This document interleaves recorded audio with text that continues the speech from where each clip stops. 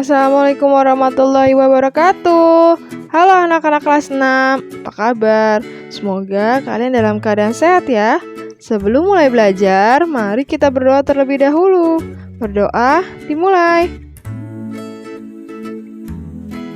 Berdoa selesai.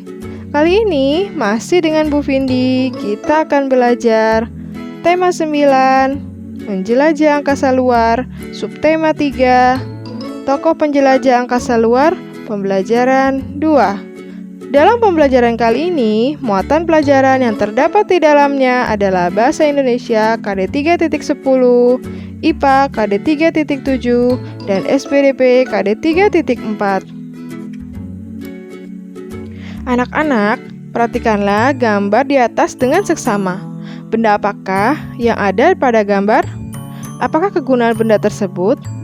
Pernahkah kamu melihat atau melakukan kegiatan seperti yang ditunjukkan oleh gambar? Siapakah yang pertama kali menemukan alat dan benda itu? Mari kita simak teks berikut ini. Penemu teleskop pertama bernama asli Friedrich William Herschel. Ilmuwan ini adalah tokoh astronomi Inggris yang lahir di Jerman pada tahun 1738. Karena rasa ingin tahunya yang tinggi terhadap apa yang ada di langit, ia pun menciptakan sebuah teleskop. Ia telah mengalami beberapa kali kegagalan dalam membuat teleskop. Namun, dengan kegigihannya, akhirnya teleskop yang ia inginkan pun dapat diciptakan.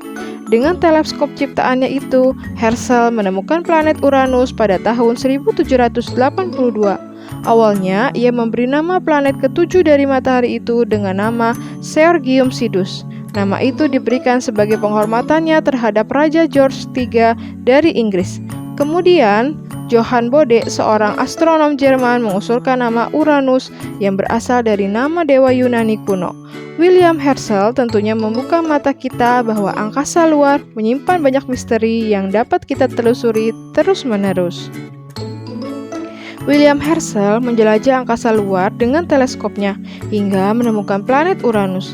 Tahukah kamu bahwa para ahli astronomi membagi planet-planet dalam tata surya menjadi dua kelompok menurut orbit asteroid? Kumpulan asteroid yang membentuk sabuk asteroid ini berada di antara planet Mars dan Jupiter. Kumpulan asteroid ini juga berputar mengelilingi matahari dalam orbitnya. Para ahli membagi planet-planet dalam tata surya berdasarkan orbit asteroid ini menjadi dua kelompok, yaitu planet dalam dan planet luar. Planet dalam adalah planet-planet dalam tata surya yang berada di dalam orbit asteroid. Yang termasuk planet dalam adalah planet Merkurius, Venus, Bumi, dan Mars. Sedangkan yang termasuk planet luar adalah Jupiter, Saturnus, Uranus, dan Neptunus. Tahukah kamu apa yang membedakan planet dalam dan planet luar? Selain keduanya dipisahkan oleh sabuk asteroid, mari kita lihat perbedaannya dengan melihat tabel berikut ini. Faktor pembedanya yang pertama adalah ukuran. Planet dalam berukuran kecil, sedangkan planet luar berukuran besar. Faktor pembeda yang kedua yaitu partikel penyusun. Planet dalam terdiri atas benda padat, sedangkan planet luar terdiri dari benda gas. Ketiga, faktor jarak. Planet dalam berjarak dekat dari matahari, sedangkan planet luar berjarak jauh dari matahari. Yang keempat, faktor jangka waktu. Planet dalam mengelilingi matahari dalam waktu yang pendek, sedangkan planet luar mengelilingi matahari dalam waktu yang panjang.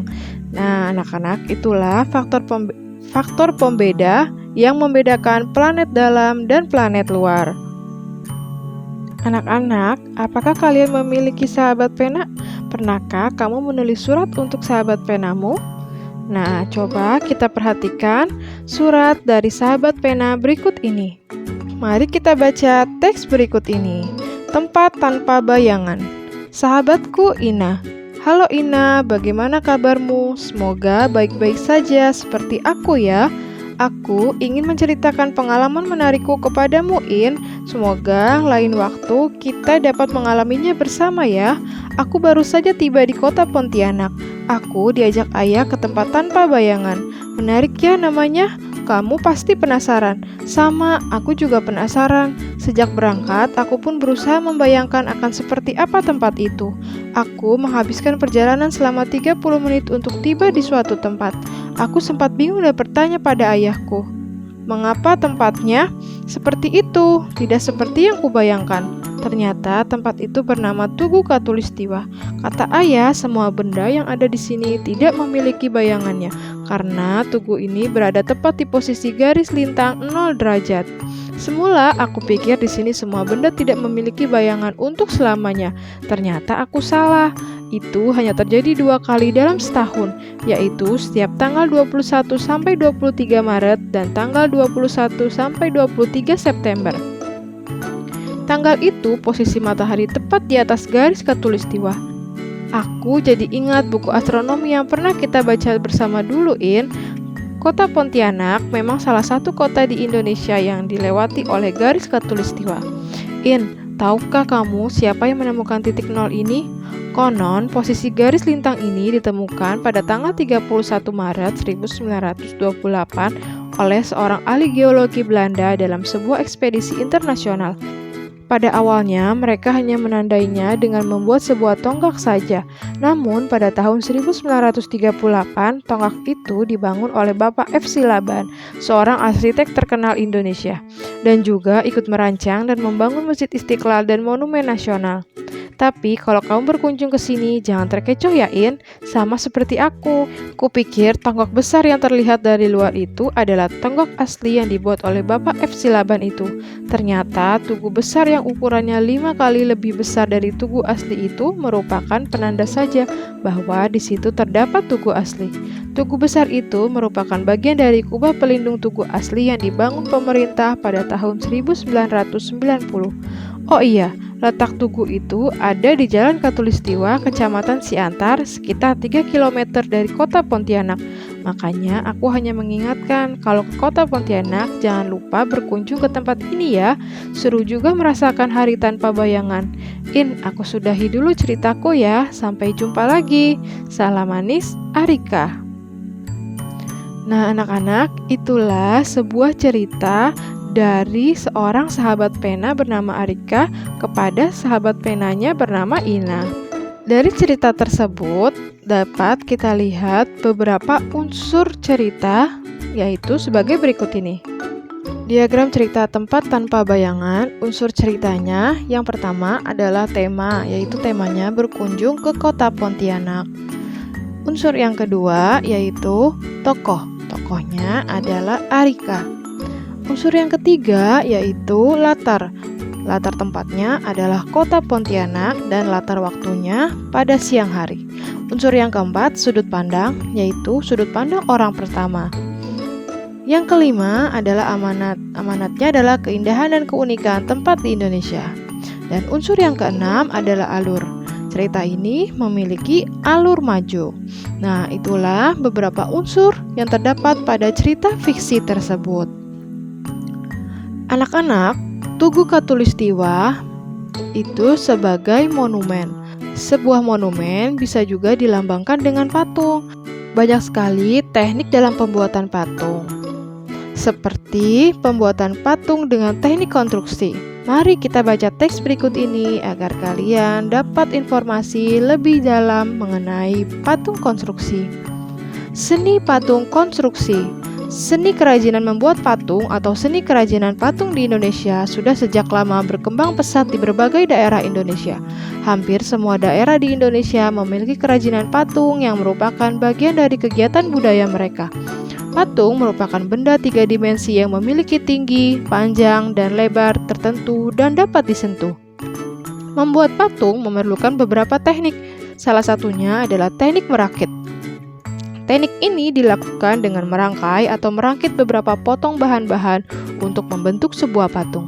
Dalam membuat patung dengan teknik ini diperlukan alat-alat yang sangat tergantung pada bahan yang digunakan. Jika bahan yang digunakan berupa logam, maka alatnya akan berbeda jika bahan yang digunakan terbuat dari kertas. Di sekeliling kita terdapat beberapa contoh seni kerajinan patung yang menggunakan teknik ini. Salah satunya yang dilakukan Pak Ujang dari Bandung. yang membuat miniatur kendaraan skuter berbahan kaleng bekas minuman. Dengan menggunakan alat sederhana seperti gunting, lem, penggaris, dan tang, Pak Ujang mampu merangkai potongan kaleng bekas tersebut menjadi miniatur skuter.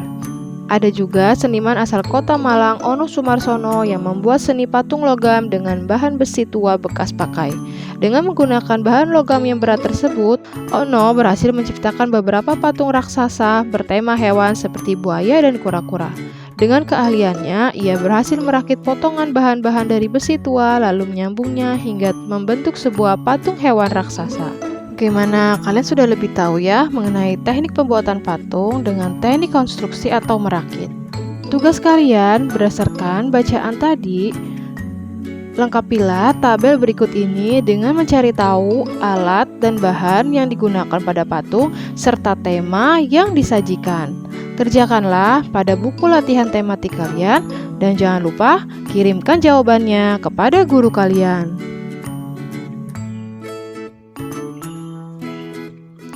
Baiklah anak-anak, demikianlah pembelajaran kita hari ini. Semoga dapat kalian pahami dengan baik dan semoga bermanfaat.